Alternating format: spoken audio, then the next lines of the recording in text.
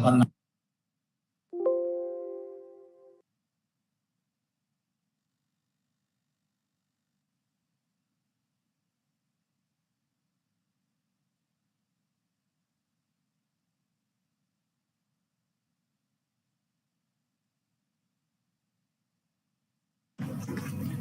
afternoon, everyone.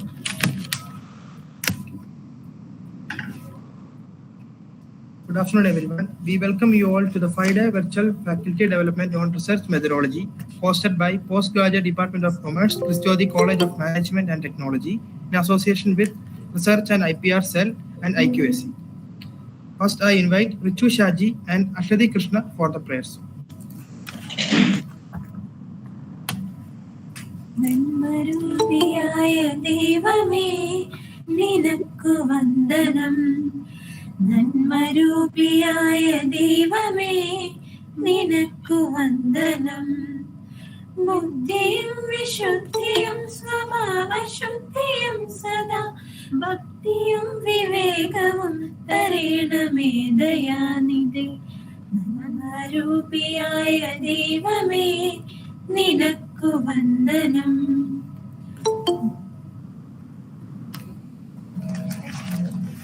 Thank you, Richu and Ashadi. We all feel blessed indeed.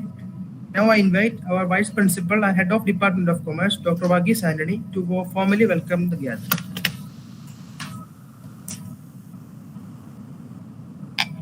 Most respected Principal of Christiodi College of Management and Technology, Reverend Father Joshi Cherangudi, CMI, today's resource person, Professor Dr. Anil Ramayendran, IQC Coordinator of the College, Dr. Anu Anthony, other faculty members, and participants from various institutions.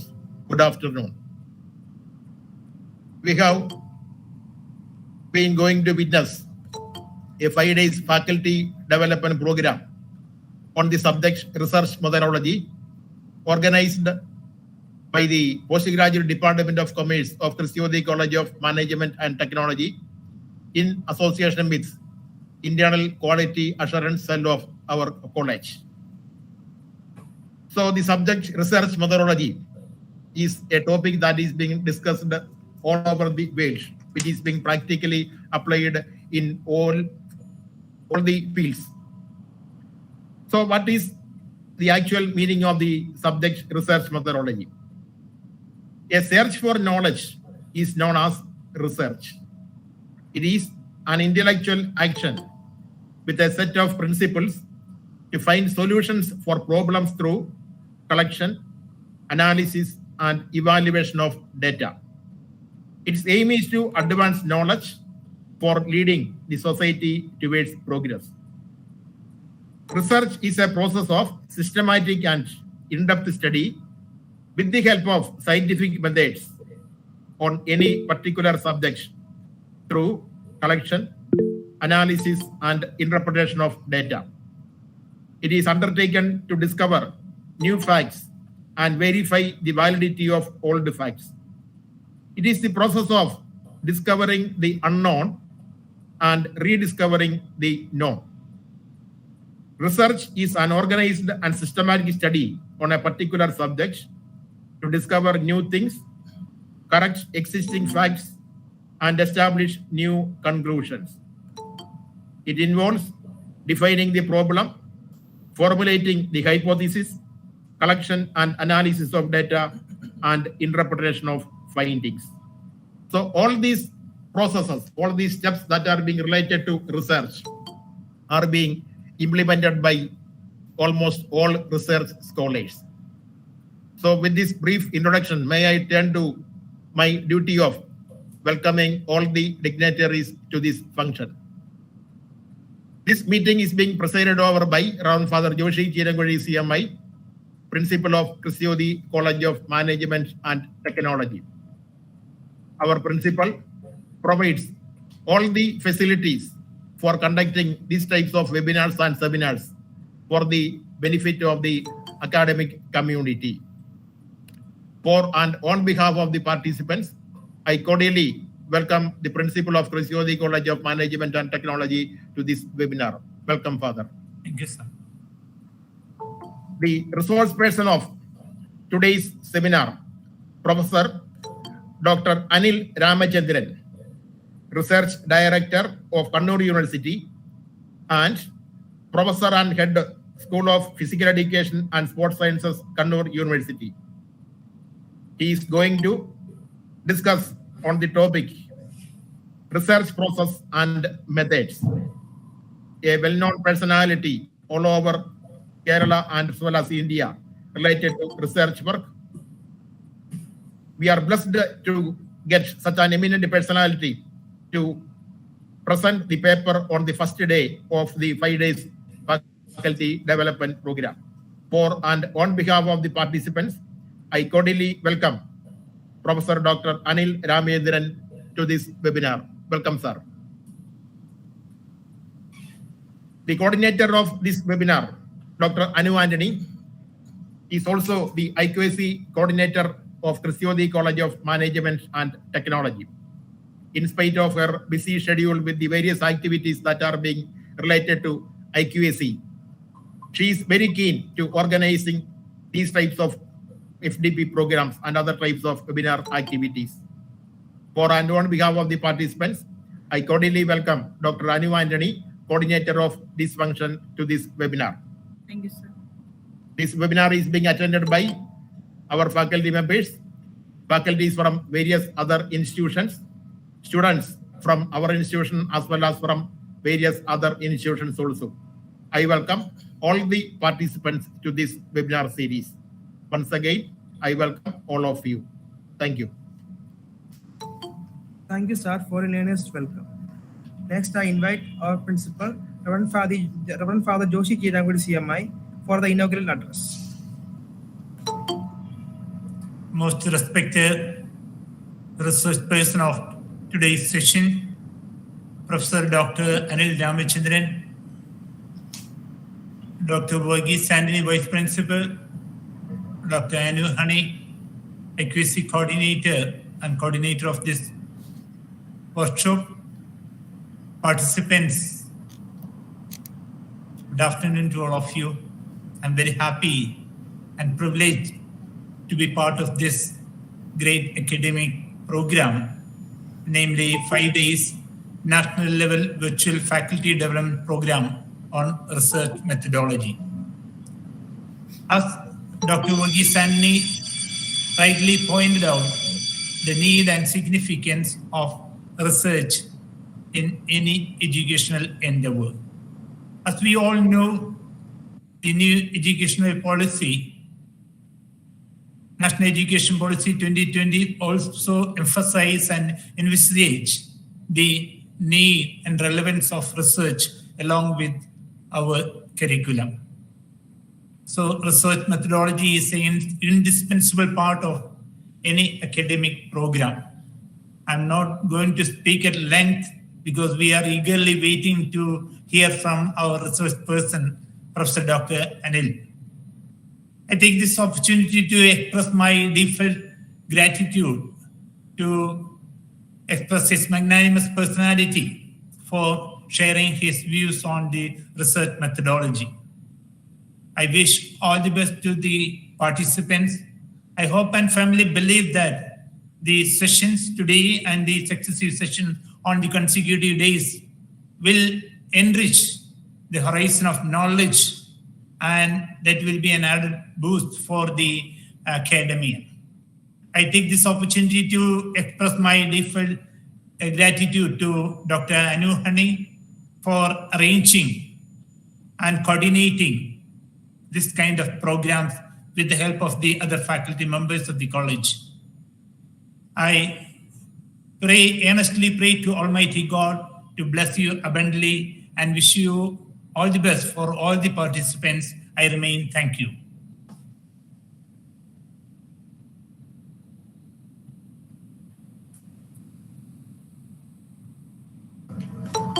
Thank you, Father.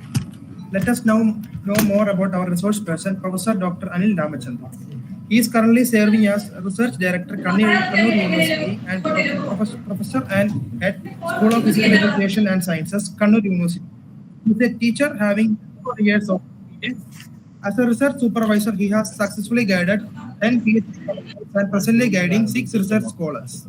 He is an approved badminton coach by World Badminton Federation and has produced many national and international players. He attended a talk at Badminton World Federation Coaching Conference at Basel, Switzerland in August 2019. Now I invite Professor Dr. Anil Ramachandran for conducting the session.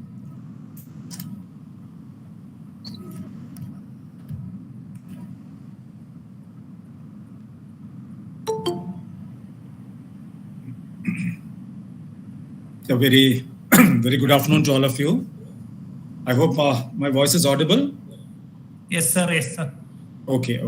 Let me at the very outset express my happiness to be involved in this 5 days program organized by this college. And I would appreciate the efforts of Dr. Anu Antony, who's the IQAC coordinator, the principal, and all others, all faculty members who have taken great efforts in organizing this 5 days program. I think in the welcome address, it was rightly pointed out regarding the importance of research. I'm sure most of you must be some way or the other engaged in research. The participants, maybe as students, you must be doing student projects. Faculty members might be doing the research, might be already approved research supervisors. Can I know the constitution of this group? How many of you are research supervisors?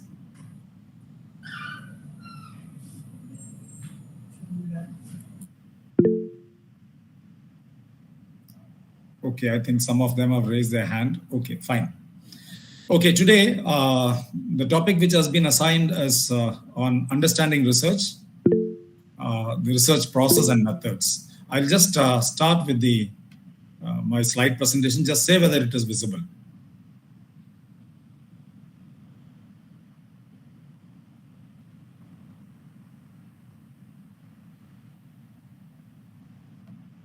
Is the slide visible?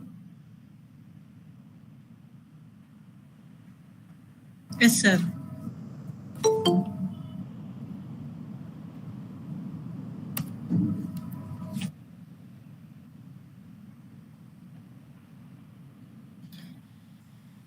Okay, as rightly said during the welcome address, I would just put a question to you. Why do we need research?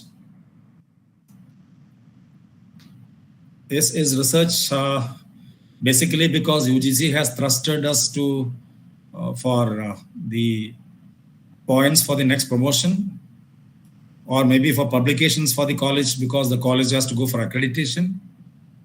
Why do we need research?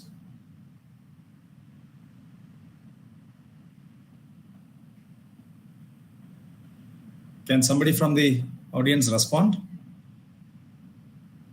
To explore our findings, okay? You can put in the chat box, that will be fine.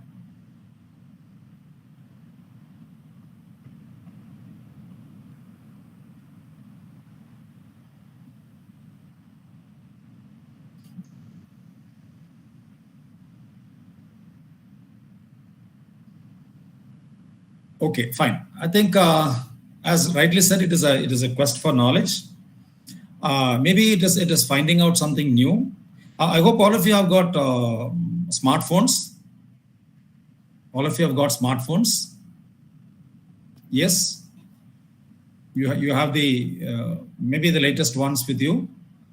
Are you happy with your smartphones, or do you require a upgraded one? Are you happy with the present one? Or are you intending to buy a new one which has more features? Can somebody also speak out? I would love to hear your voice. Definitely upgraded one, sir. Okay, why do you need the upgraded one? I don't know. Because of the features, an upgraded version, it is Okay. more better than the. Okay. Can you just imagine how messages were sent maybe around 300, 400 years back? How are messages being communicated? Through the pigeon. Okay, through pigeon. Then maybe we had options of sending a messenger. Okay, a messenger used to go from one kingdom to the other, would convey the message, right? And then we had the postal system, the sending of letters. How do we communicate right now? WhatsApp, Telegram. It's all live now. It's all live. Okay, you can communicate wherever you are, whatever you're doing. You can WhatsApp, WhatsApp, whatever all social medias. You can go live and show what is happening with you, right? Everybody in the world, see that the communication has changed so fast. Why? Because we are not satisfied. We are not happy with the present situation. Now, Aruna said she wants an updated features in her smartphone. Why? Because she's not that satisfied with the present one. Maybe she requires an upgradation because that has more features. So, in fact, when we are not happy, when we are not satisfied, or we find that the existing one has got some limitation, there is some deficiency, there is some shortcoming, we opt for a new methods. We try to invent new things. So that is how research has improved over the years, and that is why it is significant throughout. Now in the education system, the national policy as well as the state policies now insist that research and development in the educational institutions are very, very important. It is not important in the point of view that it should fetch PhD degrees. It should enable teachers to become supervisors. It should enable teachers to publish in top quality journals. That is only one part of the whole story. But for societal improvement, for quality enhancement, research and development is very, very important. The UGC had come up with mandate that everybody should have publications. Everybody should go for quality publications. I think now they're thinking another way. It is not necessary that everybody should be researchers. There can be some people who are very good teachers, but not interested in research. It's fine. Those who are into research should do research which is socially relevant, which has got some outcomes, which has some implications in the society. That becomes very important. The mere publication of papers or maybe guiding of thesis, that may not serve the society. That may not have its outcomes in the society. So we need to rethink in terms of how research can be a real solution to the existing problem. And for that, we need to identify researchable problems. We have plenty of problems within our purview, but then we'll have to make those problems into researchable ones, find out a solution for it, and then see that it has got some implications in the society. That is very important. Okay. Now, I just give a small example for you to understand what is the crux of doing research. See, if you can see the slide, I hope the slide is visible. I hope the slide is visible to you. Yeah. Yes, sir. Yes, sir. Yes, sir. Okay. What I'm trying to show in the slide is we have 5 children who are playing in a playground. The playground is not a very level one. It's a very bushy playground, untidy playground. All these 5 students were playing in this bushy playground. Suddenly they have lost the ball. They have lost the ball somewhere. Now they are faced with a problem. What is the problem? The children are faced with a problem. What is the problem? Missing the ball. The ball is lost. That is the problem. The problem is the ball is lost. What is the solution? So find out We the have to ball. find it out. Find out the ball. Find out the lost ball. Now, you can have plenty of options of how you search to find out the ball. Isn't it? We can have many strategies. There is no one strategy to find out the lost ball. We can have many strategies by which we can attempt to find out the lost ball. What these children do is, they have an option like this. They plan out a strategy. They say, "Arey, one boy, you can go to that corner. The second one, you search in the other corner. The next two search in the next two corners, and I will search in the center. This was the option which they adopted. They adopted this option because they had a problem. The problem was the ball is lost. Solution is they need to get the ball which is lost. Will they get the ball with their search? Will they get the ball with their search?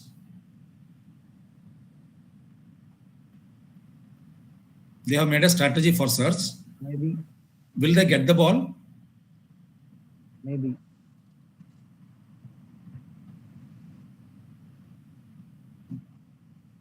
Yeah, I think somebody should respond. Definitely they will get. Pardon? They will get it. Yeah, Sarita? They can find the ball because they have divided the work. They are divided. They can find the ball. Okay, somebody else? Somebody else who can respond? Will they get the ball? Sometimes they cannot, sometimes they cannot. Why? They may act like they are searching, but not searching. Oh my goodness. They may act like they are searching, but they may not search. That is a valid point. So they need to search in a proper direction. They need to search in a proper direction. This is not a proper direction now, right now? No, the direction is proper, but still, as you mentioned, the eagerness to search that thing is also playing an important role over here. That is what I feel. Because they love to play. They are eager to find the ball, no doubt about it. My question is, the strategy of their search, will it enable them to get the lost ball? They are eager, they are honest. They are not pretending, Aruna, they are really searching. Then they will get it, sir. Okay. My point is, how sure are you? Are you sure 100% they will get the ball? No. Can you be 100% sure they'll get the ball? How much of confidence do you have in their search?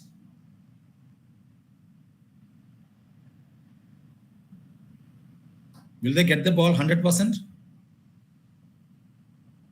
No. Who said no? The probability is more. Okay, Sneha, it depends on how they search the balls. I did not get it. Can you explain that, Sneha? It depends on how they search the balls. Oh, what is that? How? With a proper observation. No, they are observing. They are observing to their best. Acha. My question is there some places where there can be overlapping? They might miss the ball which is lost. Or are you sure that 100% they'll get the ball?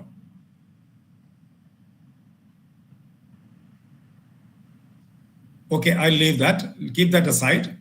Now, they go for a search like this. This is a different strategy. They go for a search like this. All 5 of them start from one corner. They keep searching, finish one area, go to the next side, go to the other side, go to the other side, go to the other side, and complete the total area. Will they get the ball? Yes, sir, definitely. Which option do you think they will definitely get the ball? The second one, this option, definitely they will. Second option, definitely they'll get. Why? Because there is a proper method. But I think there is. Yeah, Mohammed Rizwan. Yeah. But I think there is a gap. You're not audible. You're not audible.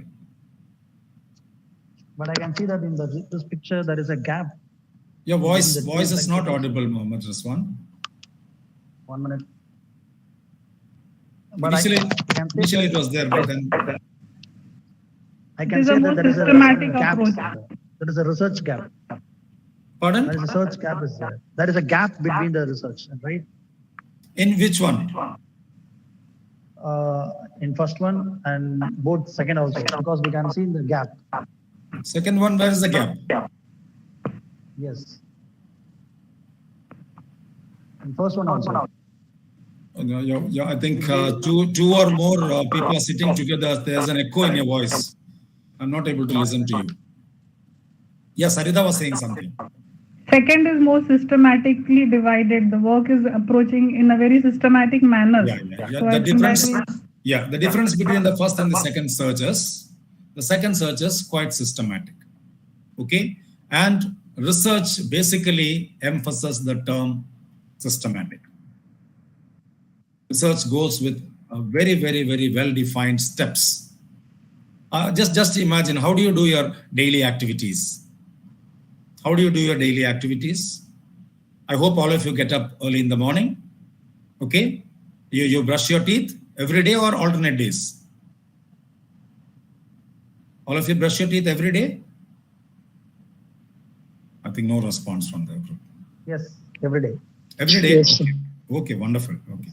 Now, don't we have a systematic method of doing our things?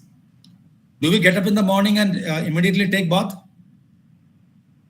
No, we have a sequence of doing things, isn't it? We have a sequence of doing things. We get up, maybe we drink 1 or 2 glasses of water, brush our teeth, clean our bowels. Maybe then we have a habit of reading a newspaper or having a cup of tea. We take bath, we dress up, have a breakfast, and go to our office or college or whatever it is. Don't you think there's a systematic steps, well-defined steps of doing things? Yes? But that is fundamental in research. That is fundamental in research. As we do our daily activities, we have a sequence of steps. Similarly, research has got well-defined sequence of steps. That is what we call as process of research. All these well-defined steps are very, very important. We'll come back to that. Okay. Now, research, I would say, has got endless number of meanings. You can define it in your own ways, right? But it basically conveys an attitude of a person. If you have an attitude of inquiry, you are a researcher, even if you don't do a PhD. PhD is not mandate to become a researcher. The formal research is not the mandate to becoming a researcher. If you have an attitude of inquiry, if you have an attitude of questioning, if you can try to find questions and the possible solutions, you have got a mind of a researcher. And we all know we have plenty of problems faced in our own working areas. Maybe we are teaching well, but the students are not learning. The achievements of students are poor. The discipline of the students are poor. They're not able to get into the elite level of achievement. Now, all these are problems in your working scenario.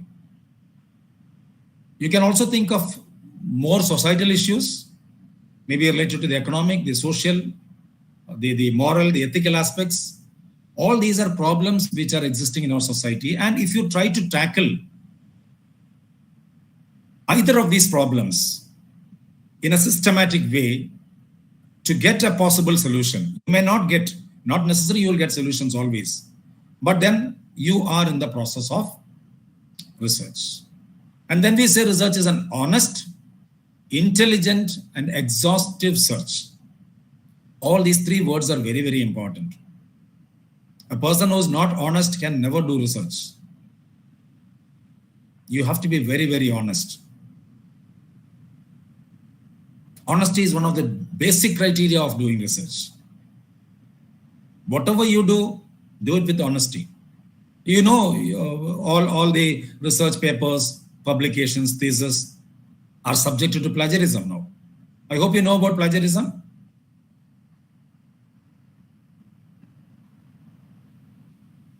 Yes, sir. The UGC mandates that all research papers should go through a process of similarity check. And universities have their own softwares. I think, I don't know which software in our university, we have the Turnitin. So less than 10% is the rule of similarity check.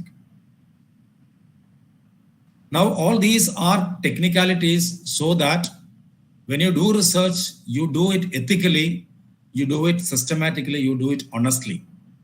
So if you are an honest person, if you can regard other people, if you can approve of others' findings, I don't think you will get caught in the similarity. But if you go for shortcuts, if you go for cut and paste, then definitely you're likely to fall prey for the similarity check. So research, we say, is a very honest endeavor.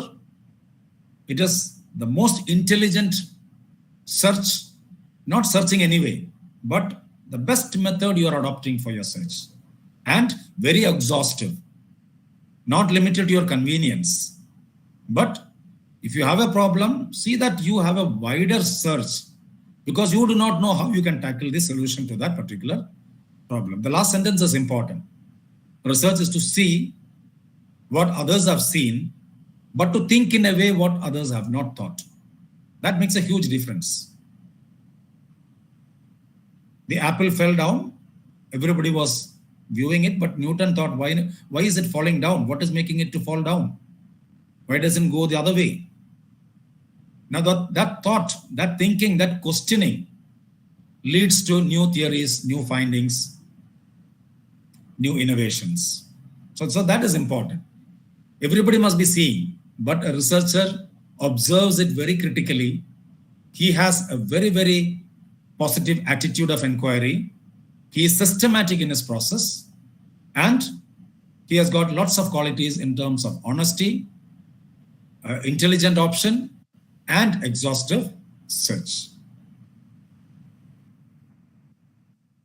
I think these words are given, 6 words are given in the slide. These words are good enough to define research. You don't need a very, very thorough, bookish explanation of what is research. If you can combine these 6 words, you will get a very good explanation of what is research. You can try out on your own. I'll go with the next slide where I have given a combination of these words. You can also try out. If you want to speak out, you can speak out also. If somebody is willing to combine these words and make a definition of research, wonderful. We would love to listen to you.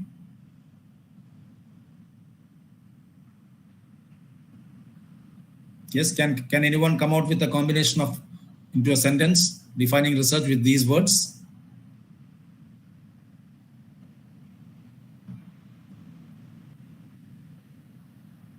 Okay, I'll proceed because I think let's not waste time on this. You can see this definition. It's very simple. Research is the process. Research is a process. It's a process of systematic and scientific activity for solution of a problem. It's very, very simple. So it shows that research is a process. What type of process? Very systematic, very scientific. Why this process? Because we have a problem. And what is research trying to find out? Solution. I hope this very clearly explain what research is. Okay, so for research to happen, what is mandatory? If you need research, what is mandatory? What is a mandate?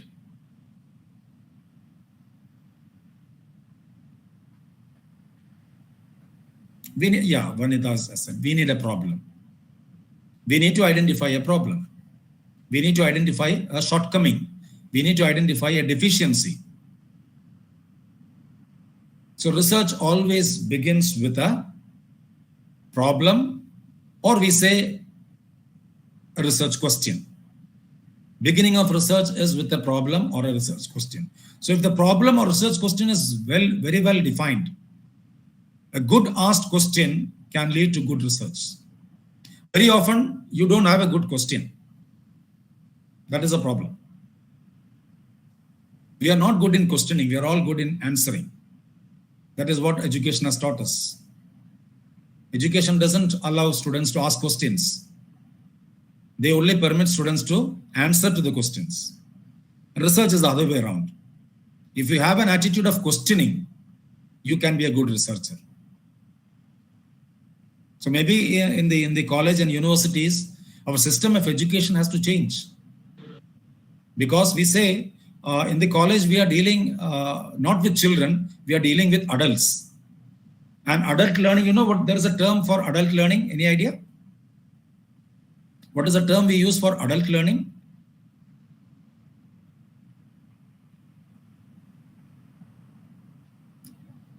Normally we say pedagogy. Pedagogy is related to child learning, teaching and learning of children. What is the term we use for adult learning? Any idea? Is it the same? Andragogy. Wonderful. That's wonderful. What is it? What is andragogy? Very, very exact. Right word you have said. What is andragogy? Aruna.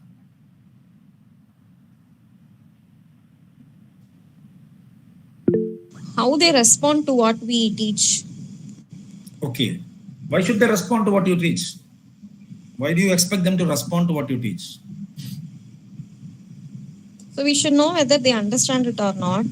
Okay. The total philosophy of adult learning is different. Adult learning, the philosophy is the learning is left to the adult. When and where he wants, he can learn. You cannot teach them in a classroom. We think that we are teaching all the students in our classroom. Nobody is learning. They cannot learn in that way. They should be given the freedom to learn on their choices, according to their options. So the total system, we are still following the school system of education. And there, when the adult is an independent learner, when he is a self-determined learner, he will pose lots of questions to himself and to others. And this questioning act, this attitude of questioning will enable him to become good researchers. Our students don't become good researchers because they are never asked to put questions to the teachers. They are only asked to answer to the questions. So that questioning attitude is very, very important if you need to nurture a researcher in your PG or UG program. Right? Research is what we do. We have a question or a problem we want to resolve. Now, sometimes the question is quite obvious. We know the answers to it. But in research, your known answers or your common sense doesn't have any role. Research should go with rigorous scientific scrutiny. So these are very important in research. Even without doing research, we might suppose that these are the reasons. I don't need to do a research on this because I know it is like this. My understanding, my experience, my belief. It's common sense to understand things like this. But research doesn't go with all these things. Your belief has nothing to do with research. The practices existing has nothing to do with research. Research is always with rigorous scientific scrutiny. It's a process where there is a rigorous method, there is a scientific scrutiny. Then only we'll be able to advance the knowledge. And it doesn't go with guesswork. It doesn't go with intuition.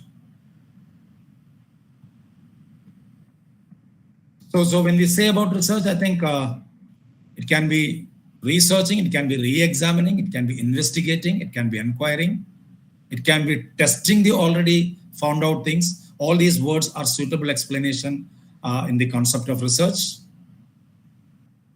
This can be a good flow chart for you in trying to understand how to frame a good research proposal. So if you see the research proposal or a research report, whatever it is, right? With the total, because every report is a proposal for another researcher. You have different sections. Maybe there can be differences according to disciplines, but overall the structure is almost the same. We have a section known as introduction. We have a literature review section. We have a methodology. We might have a preliminary data. We might have explanations on the boundaries of the study, the limitations, and we may go with the conclusions. Now, if you look at this flow chart, the introduction goes with three important questions. What exactly the research is, why you need to do this research, and how you are proposing to do this research. So your introduction should answer these three questions. It has a research question, it has a summary of proposal, but it should fundamentally answer three questions. A person who reads your introduction should understand what is your research. He should understand why you are doing this research. There should be justification. He should also understand how you are approaching this problem. So if these three meanings are clear from your introduction, you are quite good in giving an introduction in your proposal or a report. The second part, literature review, the why and how of research. Literature can be literature related to the topic. It can be literature related to the method of the study. It can be literature related to the theoretical approach. So we have different purpose of having reviews of literature. One is to understand in depth what the topic of investigation is. Second, might not be in our topic. It can be in the method. We are doing a research in a particular method. You go deeply into the method. What are the best possible methods I can adopt for my study? So you need to review research related to the same methods which have been done in different disciplines maybe. And then every research will have certain theoretical backing. You should be able to grab all the literature related to the theoretical concepts. The selection of access, the human subjects, finding the gap in the research, the search for the extreme database, all these are important in your literature search. The third one, methodology, will explain how of the research. A person wants to know how you have done. He doesn't have to read anything else. He just wants to read your methodology. How you have approached the study. Your research design, the procedures, the kind of data you are taking, the procedure of collecting the data, the selection of it, the protocols you have followed, the ethical considerations, the cost and funding of your particular methodology. All these covers in your methodology part. Then your preliminary data, maybe sometimes you need pilot studies to substantiate that this type of research is very, very important. So that gives a refined methodology for your study. The preliminary findings might give you certain categories or maybe establish certain relationship which you need to further investigate upon. And then your structural boundaries of the study in terms of delimitation, limitations, the scope of the study. That will give the alternatives. What is the weakness of your particular study? What exactly your research will find out and what your research will not find out.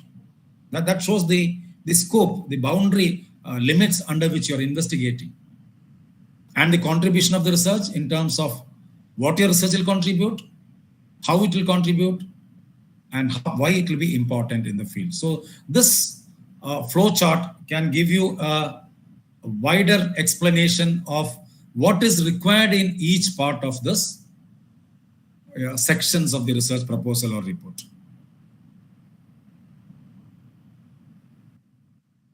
The process of research, I'm sure you must be knowing about this. It identifies a problem. And once you identify a problem, there is a defining the problem in precise terms, unambiguous terms, understandable terms. That is very important. The problem can be very vague. You need to bring it very precise and very specific and making it understandable to a reader. Stating the problems in terms of research questions. So you have a wider problem. Now you need to state it in terms of answerable questions.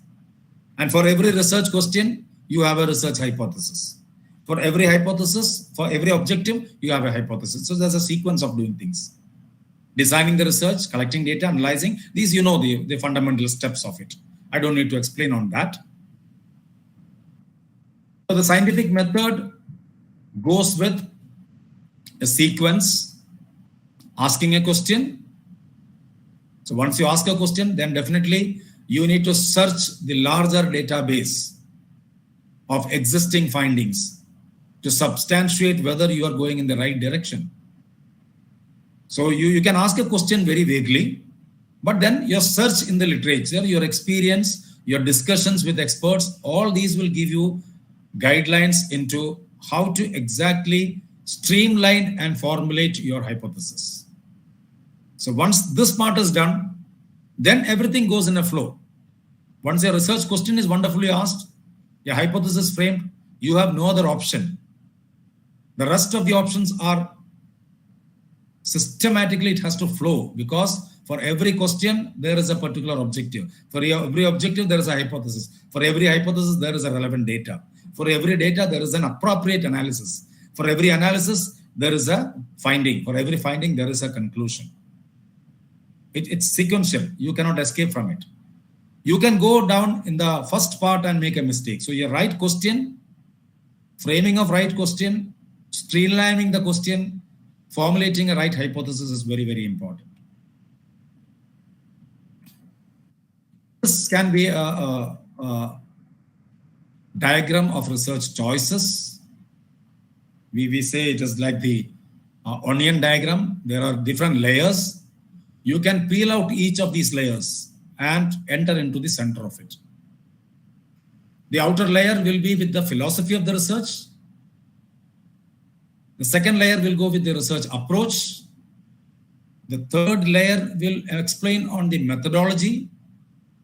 The fourth layer might give you more options with research strategy. The fifth layer might go with the time horizon of the research. And the innermost layer will go with the ultimate data collection and analysis.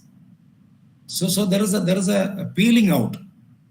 Fundamentally, you will have to understand what is your research philosophy. What type of philosophy is involved in your research?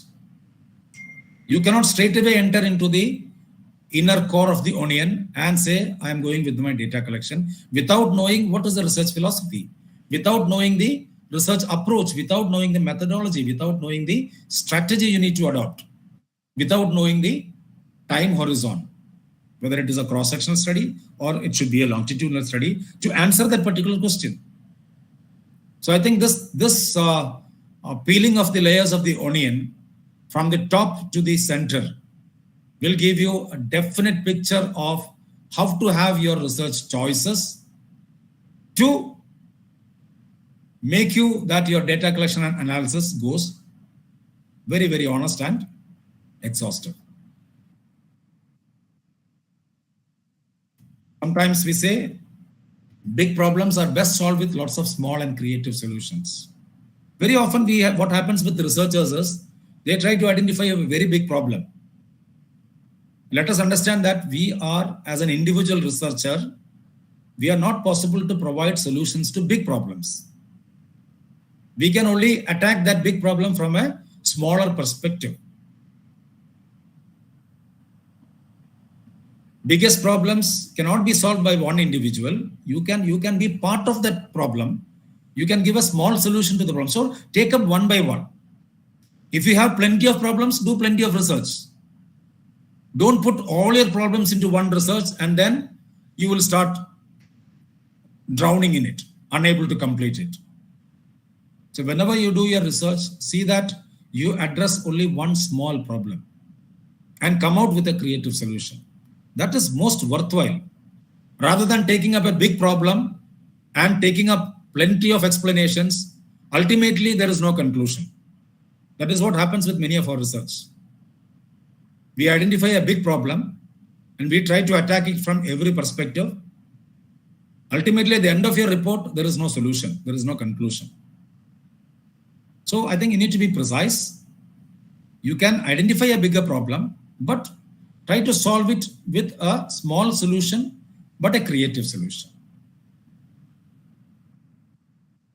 Other considerations for taking up your research will be on the purpose of it. What type of information outputs are required? Why are you doing your research actually? Who is going to benefit from your research? Will the institution benefit? Will the society benefit? Will the education scenario change? Will the nation benefit? Will the UGC benefit? Who needs it? Who needs your research? And for what purpose? So once you start thinking in this perspective, every research will have a societal impact. There is no point of doing a research which is not useful to the society. So all your research should have a social perspective. It should have a social impact. either in terms of a product or in terms of a process or in terms of a policy making. It should change. Research should bring out a change in the society. Otherwise, that is not research at all. Most of our academic research for PhD do not have outputs or outcomes.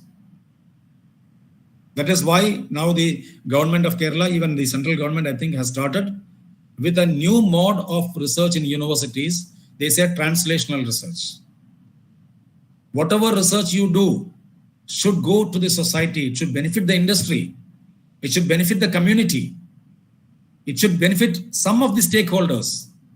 It is not only the theoretical perspective which is more important. Other considerations are the time, the funds, the facilities, the access, the staff, and ethical considerations. All these are also very important in taking up your research. Research is scientific because we say there are set criteria of reliability. There are options for replication, trustworthiness, and validity, which are all, these are all the procedures of scientific method. In research, we very often go with a thesis. Thesis is nothing but an original statement of an idea. And for every thesis, we have an antithesis also. There can be an argument to challenge a previous thesis. If you are not challenging the existing findings, then there is no new research. Good research can go with the challenges of the already done work. So for every thesis, you need an antithesis. And with the thesis and antithesis, apparently, you go down with a synthesis. A new argument turns out from the existing sources. So that contradiction between the thesis and antithesis leads to new synthesis. That should be the idea of undertaking research. A few of the checklist of attributes of a good research topic. Does the topic fit the specifications and meet the standards set by the examining institution? This is for academic research. Okay. I think there can be some of you who must be applying for funding from organizations, who are doing research based on the funding of organizations. Then definitely you should think of whether your research proposal is meeting the standard of that organization. So that is very important attribute for a good research proposal. Second, and most important, I would say, is whenever you do a research, it should be fascinating to you. It should be interesting to you. Very often, being a research director in the university, students come to the office. They say after 2 years, we want to change the topic. We want to change the supervisor. I asked why? Sir, the topic was not mine. It was supervisor's topic. Do you think that is good? Should the supervisor provide a topic to the student? Or a student come out with a creative problem of his or her own? What is your opinion? Supervisor should not decide the topic, sir. From my point of view, as a researcher should decide the... So the challenge... But we can get a suggestion from them. Yeah, very good. The challenge with researchers are they are not in a position to identify problems because they are not being taught in the undergraduate and postgraduate system to question and formulate problems. They are only with answers. So if you want our new generation of academicians to be genuine researchers, we need to articulate the questioning attitude among our students. Right from undergraduate and postgraduate, they should be able to, they should be given the freedom to question things, to critically inquire on things.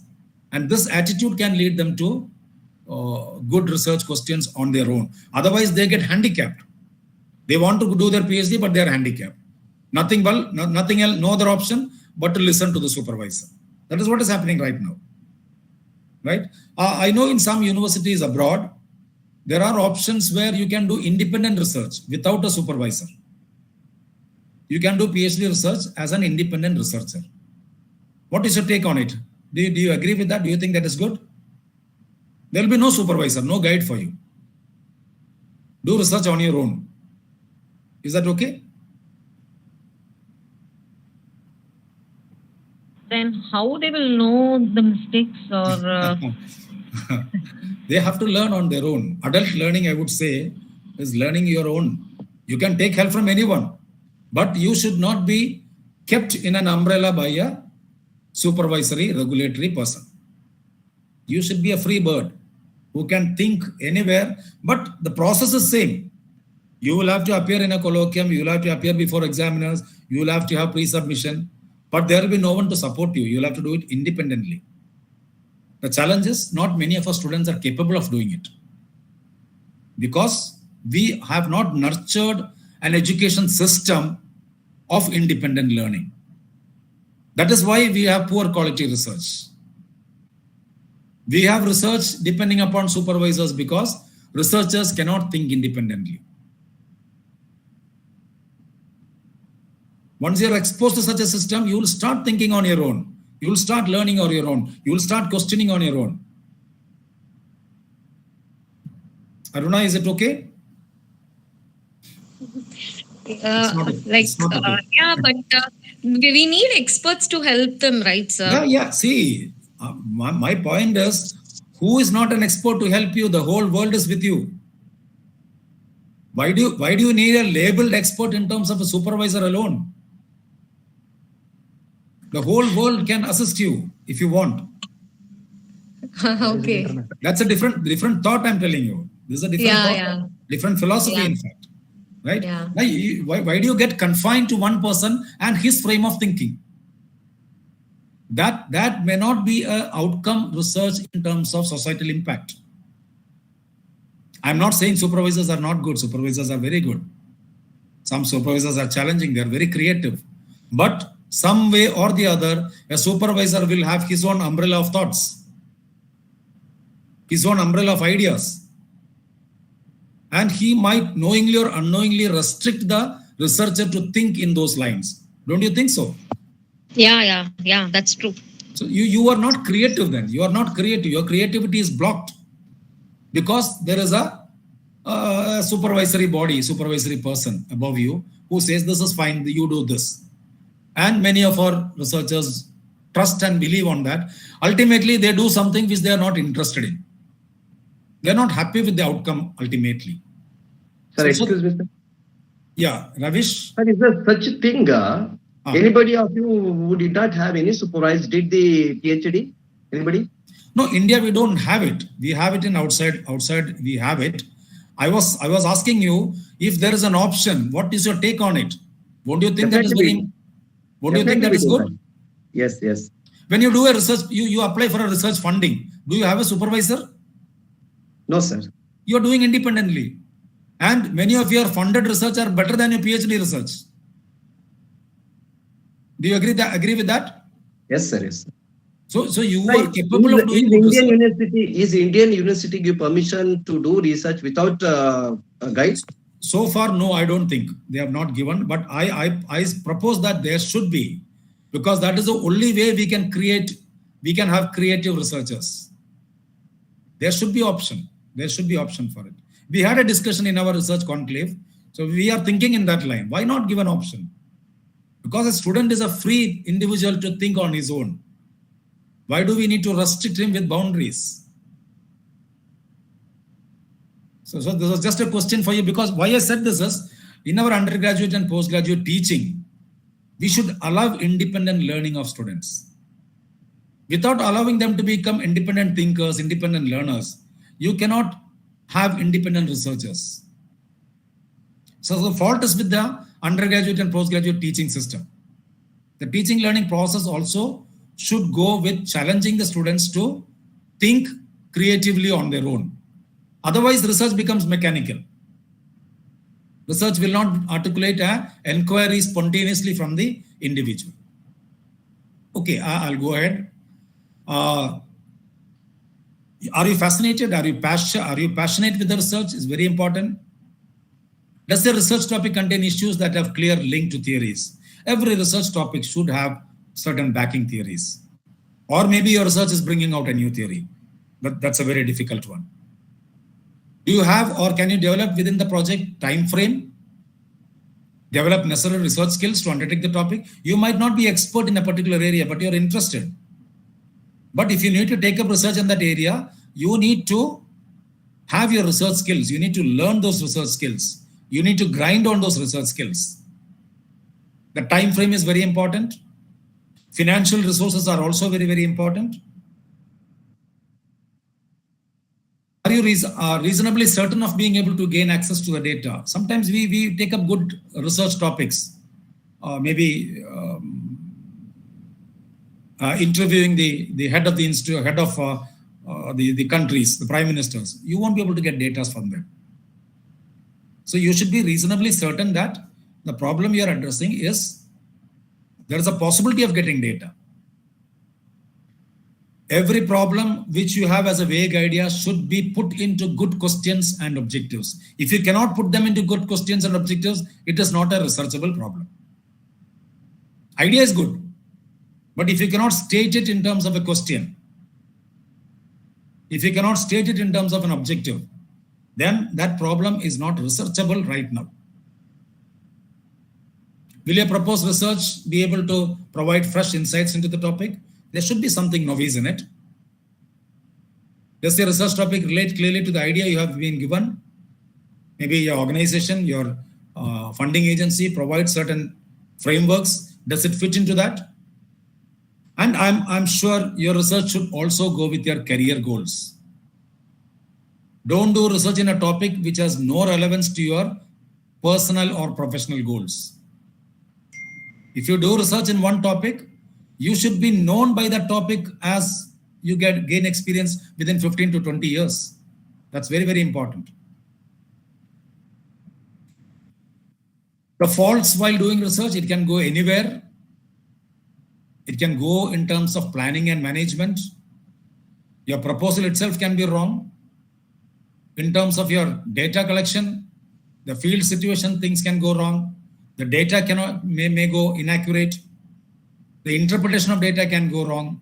So at every stage, there is a possibility that you can make mistakes if you are not driven through systematic and scientific steps. Your research has to be comprehensive. It has to be consistent. It has to be very clearly presented. There should be a relevance of the study in the present situation. Reliable and accurate, unbiased and representative, timely.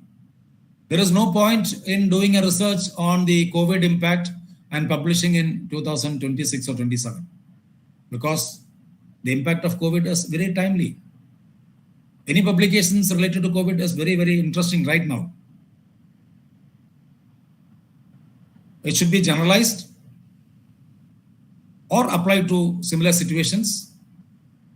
Directed and delivered to relevant decision makers. Any research you do, that should be propagated to the concerned decision makers. Whether they take it or not, it is up to them. But it should be informed, it should be communicated, it should be delivered. It should be cost effective.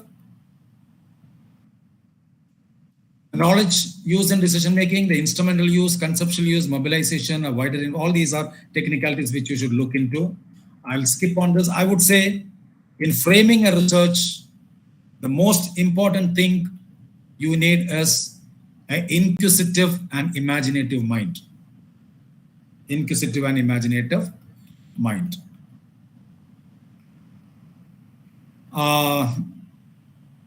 You need a questioning attitude, a wondering why.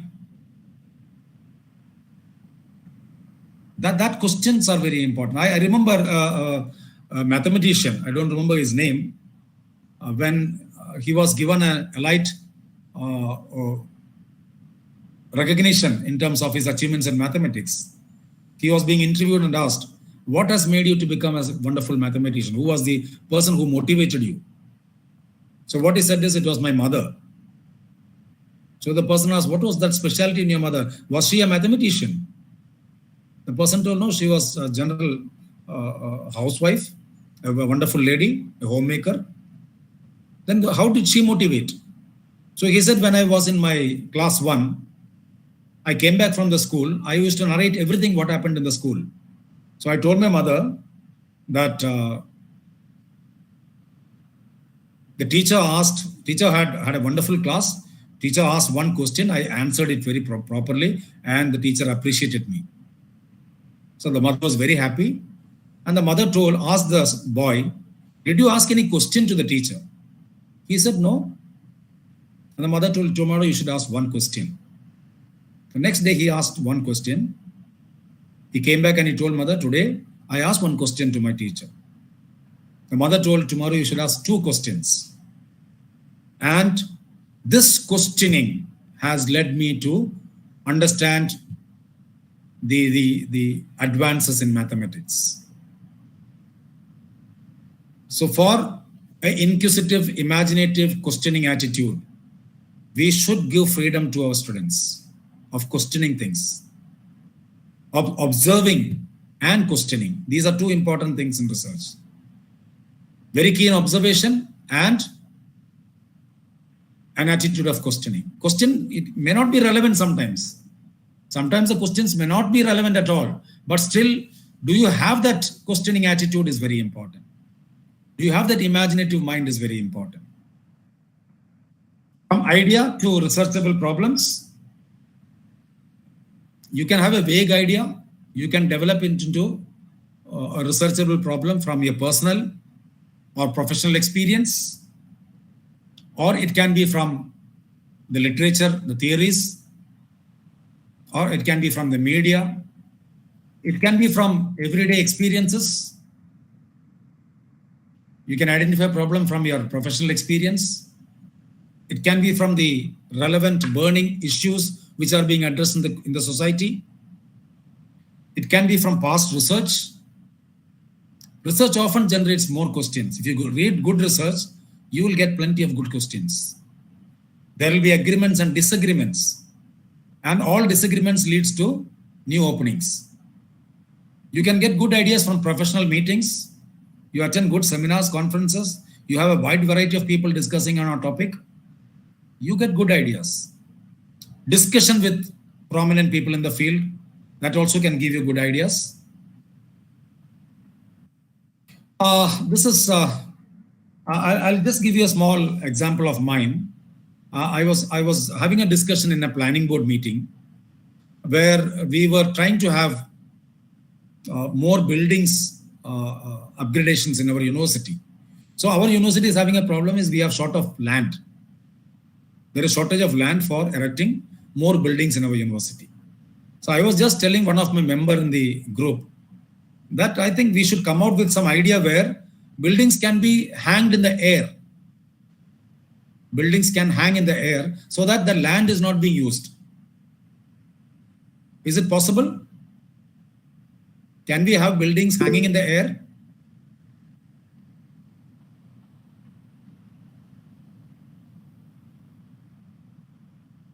Can someone respond to me? I hope I'm being listened to, or is somebody listening to me? Yes, sir. Yes, sir. We all are. Okay, the online platform is very tricky, you know. The person on this side keeps on talking, and you don't know what's happening the other side. No, sir. So can you think that there is a possibility that future buildings will be in the air, floating in the air? Is it a possibility?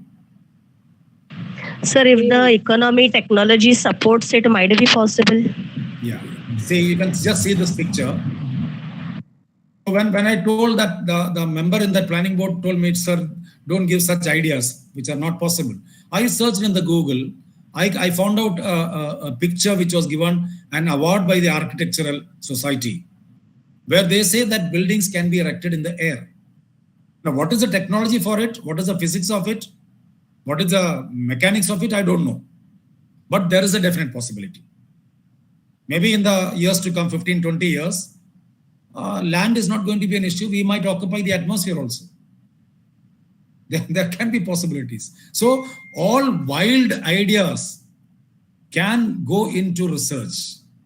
Don't think that your idea needs certain what you call conscious thoughts. It can be very wild thoughts.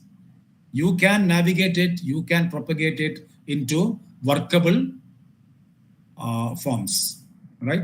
I think is Anu Antony is here? The coordinator is here?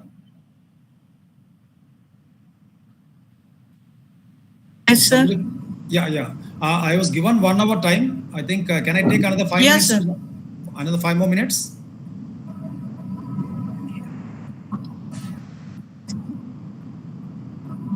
Can I go with another 5 more minutes? Yeah, no problem, sir. Okay. Right. No problem. Okay. So I think these are all preliminary things which you might be. Yes, sir. You proceed. I'll skip on this because these are all known to you. I'll go with something. See, this is how you need to narrow down your topic. Maybe the same onion method. You can have a wider range of all possible topics. You can then narrow down into an assigned topic. It can still be narrowed down into an initial exploration where you even have pilot observations, then finally into a research question. So any vague idea needs to be streamlined to 1 or 2 questions if you want to do research. Ideas will not fetch you research. Ideas will have to be streamlined so that it is narrowed down into research questions. So the steps of research, this is what you have discussed: asking a question, doing background research in terms of literature review, construction of hypothesis, testing with the experiment. If the procedure is working, okay. If it is not working, go back, review your experiment, analyzing the data, results aligned with hypothesis, results partially aligned or not aligned with hypothesis, you need to go back. You make a new hypothesis, again redo it. So there is a cyclic process of doing research if you want a solution. If you want a solution, it is a cyclic process. Not every attempt can lead you to find out the solutions to the problem. Another important area of discussion is how innovative is your research, because we have a global innovation index, which is being widely discussed right now. And we are quite way behind in the innovation index in the world. Why? Because our research is never leading to innovation. So the bigger question to be asked here is, teachers and researchers should rethink on becoming good innovators.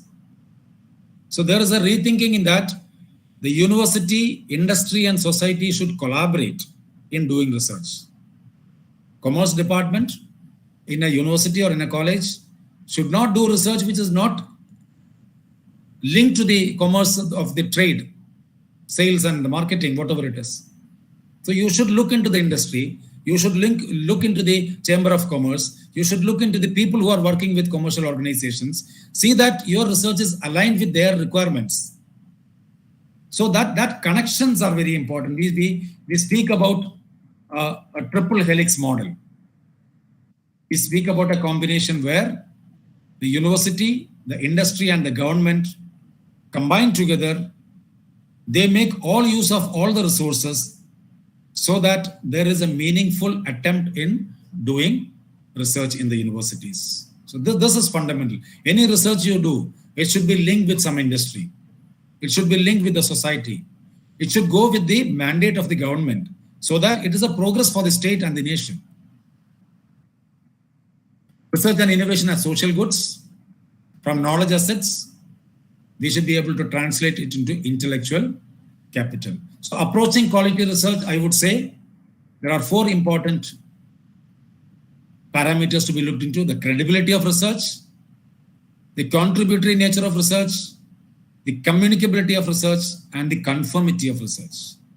The credibility in terms of the process, the rigorous, consistent, coherent, transparent process. You will have to see that the method is very, very scientific. Contribution, is it an original contribution? Is it a relevant contribution? Is it generalizable for others? Communicable, can it be consumed by the society? Is it understandable? You do not do research which is not understandable to the common man. Is your research findings readable? Is your communication accessible to everyone? Are people able to search and find it out? If you keep it in your library, nobody will find it out. So the communicable aspect is very important. Confirming, is it aligned with the regulations? For doing our research, university has got regulation. UGC has got regulation. The government must have a regulation.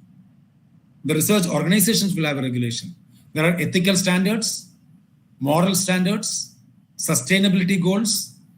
All these approaches should be taken into consideration if your research has to go with quality. When you speak about quality, it goes with all these parameters. The credibility part, the contributory part, the communicable part, and the conformity part.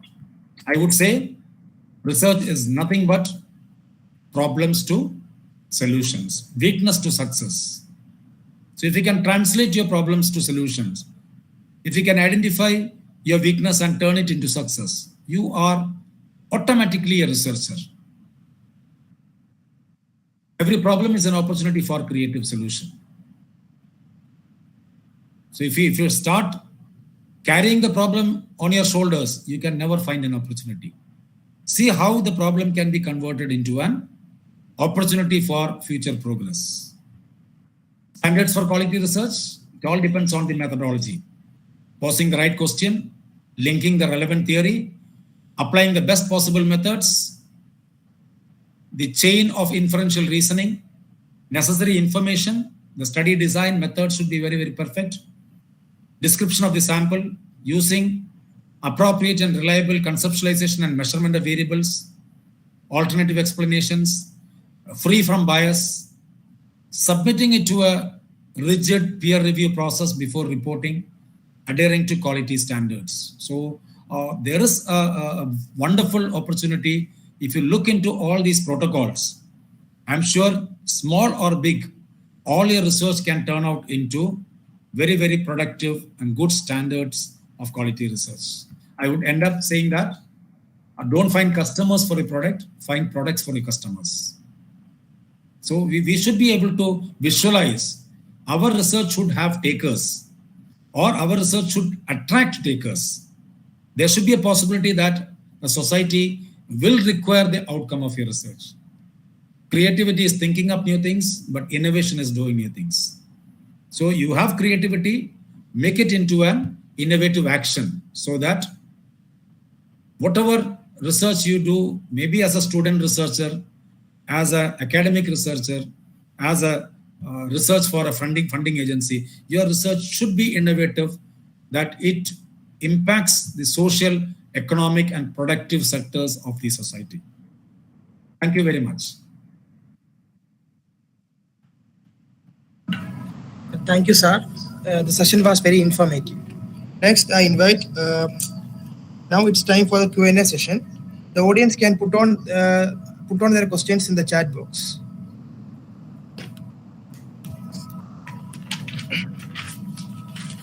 You can have your questions asked also. You can put it in the chat box.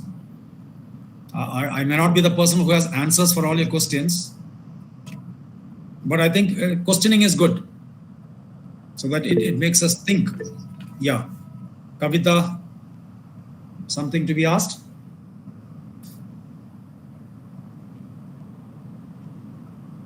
I think all are so generous in giving thank yous.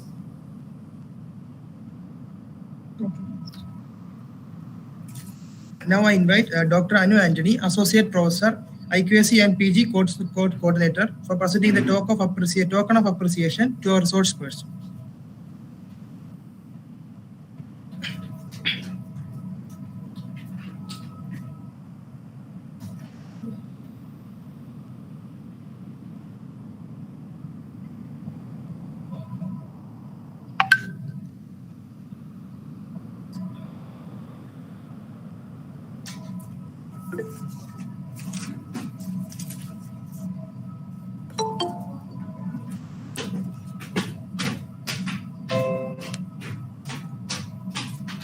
Next, I invite Ms. Tushara Sojan, Assistant Professor, to express the words of gratitude. A very good evening to you all. It's my privilege to extend my sincere gratitude to all present here. First of all, I thank Dr. Anil Ramachandran, Research Director, Kannur University, Professor and Head, School of Physical Education, Sports Science, Kannur University, for the fruitful and very informative session. Thank you so much, sir. I also thank Father Joshi Chiramkudi, CMI, our principal, Dr. Varghese Anthony, our vice principal, and Dr. Anu Anthony, organizing secretary of this program, for the support and cooperation. Last but not the least, I thank all the participants in and around the state for your active participation. Thank you all. Thank you so much. Okay, thank you. Thank you for the audience. Thank you for the organizers. I hope I can leave. Can I leave the group? Thank you, sir. Thank you. Okay, thank you very much. Thank you. Yes, sir. Thank you. Thank you. Thank you, sir. Thank you, Thank you so sir. much. Thank you.